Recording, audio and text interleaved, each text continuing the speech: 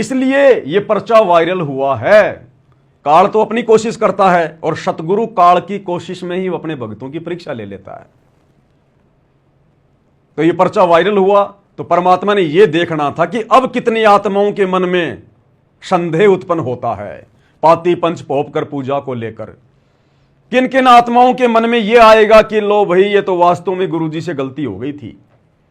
अरे गुरुजी खुद ही स्वीकार कर रहे हैं, गुरुजी खुद ही भूल सुधार कर रहे हैं कि बच्चों मेरे से गलती हो गई।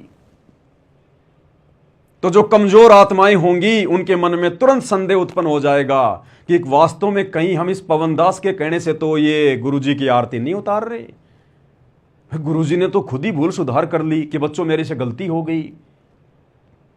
जिस किसी आत्मा के अगर यह भी मन में आ गया साध संगति से जुड़कर, मैं बाकी लोगों की बात नहीं कर रहा, बाकी लोग तो भगत कहलाने के भी लायक नहीं हैं जो सतलोक आश्रमों से जुड़े हैं।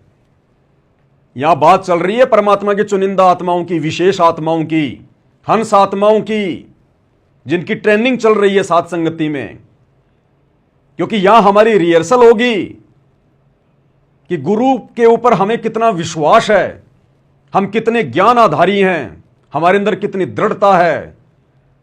यहां हमारी रिहर्सल चल रही है उस त्रिकुटी वाली ओरिजिनल परीक्षा के लिए। तो जो कचरा होगा उसको परमात्मा यही फैल कर देगा।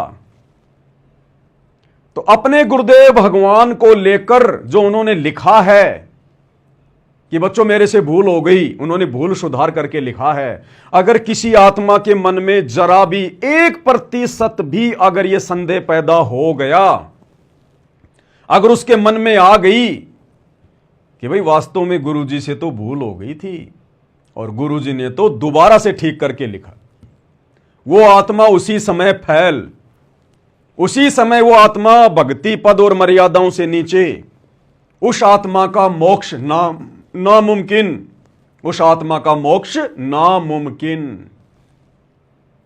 जिसके अंदर, जिसके हृदय में अगर इतना सा भी भाव आ गया इस पेज को पढ़कर कि वास्तव में गुरुजी से तो गलती हो गई थी और गुरुजी ने तो दोबारा से भूल सुधार करके लिखा है, अगर किसी ने इतना सा भी मान लिया कि गुरुजी से गलती हुई है, वो आत्मा भक्ति मार्ग से कोसों दूर। यह सूक्ष्म खेल है भाई और बहनों। सतगुरु का और शिष्य का विश्वास रूपी कच्चे धागे से आपस में जोड़ होता है, कच्चे धागे की तरह रिश्ता होता है गुरु और शिष्य का। अगर मन में जरा भी मलिनता आ गई, जरा भी दोष आ गया किसी भी पॉइंट पे, किसी भी बात को लेकर, किसी के भी कहने से, उसी समय हम भक्ति पद और मर्यादाओं से नीचे गिर जाते हैं। यह सूक्ष्म खेल है। यह कनेक्शन और यह डिस्कनेक्शन ऑटोमेटिक होता है, ऑटोमेटिक। तो यह हमारी परीक्षा के लिए कि भक्तों के मन में क्या संदेह उत्पन्न होता है, ये हम सत्सेवक भाई बहनों की परीक्षा के लिए परमेश्वर ने अपनी लीला के तहत जानबूझकर गलती करने की लीला की। गलती शब्द परमात्मा के नजदीक भी नहीं होता है। अरे वो भगवान जिसने 6 दिन में सृष्टि रची, 7वें दिन तख्त पे जा बैठा। जब भगवान सृष्टि रच रहा था तो बाइबल में लिखा कि पहले दिन भगवान ने ये बनाया, वो बनाया, सांझ हुई, परमेश्वर ने देखा बहुत अच्छा, बहुत अच्छा। ये नहीं कहा कि मेरे से गलती हो गई। दूसरा दिन हुआ, परमेश्वर ने ये बनाया, वो बनाया, फिर कहा, सबको देखा और कहा बहुत अच्छा, बहुत अच्छा। दूसरे दिन ये नहीं कहा कि मेरे से गलती हो गई। इस प्रकार 6 दिन में परमात्मा ने सृष्टि रची, इस काल की 21 ब्रह्मांड वाली, और 7वें दिन वापस सतलोक में अपने तख्त पे जा विराजा। कोई गलती नहीं हुई परमात्मा से। गलती शब्द परमेश्वर की डिक्शनरी में भी नहीं होता। लेकिन आप और हमारी परीक्षा के लिए परमात्मा कुछ भी गलती करने की लीला कर सकते हैं, कुछ भी। जिस प्रकार परमेश्वर के विधान में नहीं है कि अपने गुरु जी के सिर पे जूते मारो। गुरु कभी नहीं कहेगा कि गुरु के सिर पे जूते मारने चाहिए। लेकिन अपने भक्तों की परीक्षा लेने के लिए परमात्मा ने एक समय, हमें गुरुदेव सत्संग में भी तो बार बार बताते हैं ना कि एक संत था। वो संत कौन था? यही सतगुरु रामपाल जी भगवान, यही कबीर भगवान। अनंत बार परमात्मा ना जाने कैसी कैसी लीला करते हैं। तो कभी किसी युग में यही कबीर परमात्मा सतगुरु रामपाल जी अपने भक्तों की परीक्षा ले रहे थे। खूब ज्ञान दिया उनको काफी वर्षों तक, और एक दिन वहां गए उन सबके सामने और बताया कि भाई गुरु जी की तरफ उंगली भी नहीं करनी चाहिए, अगर उंगली भी कर दी उस पाप आत्मा का सारा भक्ति नष्ट हो जाता है, और गुरु की आज्ञा में चलना चाहिए।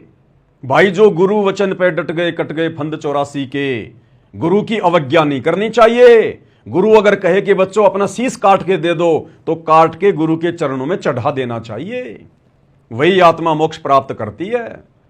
हाँ जी गुरु जी, बहुत अच्छी बात गुरु जी, बिल्कुल ऐसा ही गुरु जी।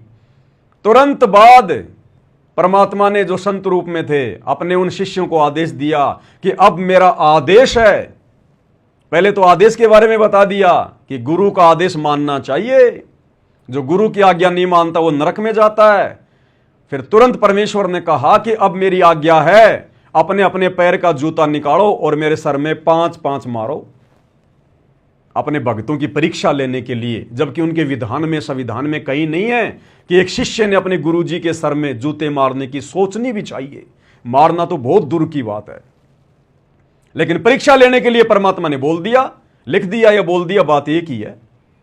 इसी प्रकार ये आप और हम भगत भाई बहनों की परीक्षा के लिए कि ये खाली देखा देखी में पांति पंच पहोप कर पूजा, सुबह और शाम की आरती में 5 दीपक के साथ मेरी आरती उतार रहे हैं, या कुछ ज्ञान आधार से मन में इनके श्रद्धा भी है, दृढ़ता भी है या नहीं है, या खाली देखा देखी में ही।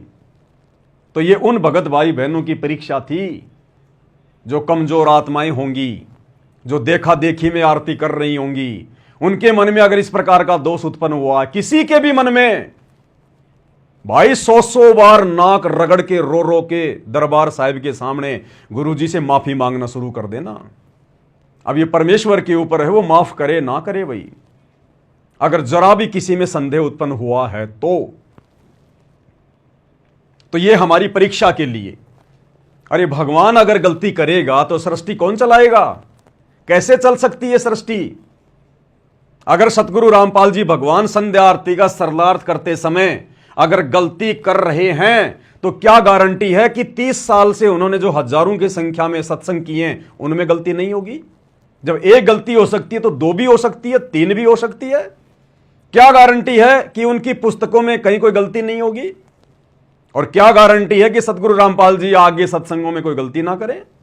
अगर उन्होंने शुरू में गलती अगर वो की है तो भाई और बहनों, ये तो सोचना भी मत कभी सौपन में भी कि गुरुजी से गलती हो गई होगी। इस गलती शब्द को जो हमारे गुरुजी के साथ में जुड़ा है, आग लगा देना, इसको काट के फेंक देना, इसको गलती शब्द को, भूल शब्द को। ना सतगुरु से भूल होती, ना सतगुरु से गलती होती। अपने बच्चों की परीक्षा लेने के लिए वो लाख बार भूल करने की लीला करे, लाख बार जानबूझ के गलतियां करने की लीला करे, ये उनकी मौज। तो ये हमारी परीक्षा के लिए था भाई और बहनों। लेकिन बड़ी खुशी की बात है, दास 2 या 3 दिन से यही देख रहा था कि मेरे पास में किसी का कोई मैसेज आता है या नहीं आता है कि भगत जी देखो यहां तो गुरुजी ने गलती कर दी। लेकिन शुक्र, एक भी आत्मा का ये पर्चा मेरे पास में पर्सनल नहीं आया, किसी ने नहीं भेजा। और सब भगत भाई बहन यही लिख के भेज रहे हैं इसके जवाब में फेसबुक पे, व्हाट्सएप पर, कि ये तो सतगुरु की लीला है, सतगुरु शंख कला दर्शावे। ये तो सतगुरु की लीला है अपने बच्चों की परीक्षा लेने के लिए।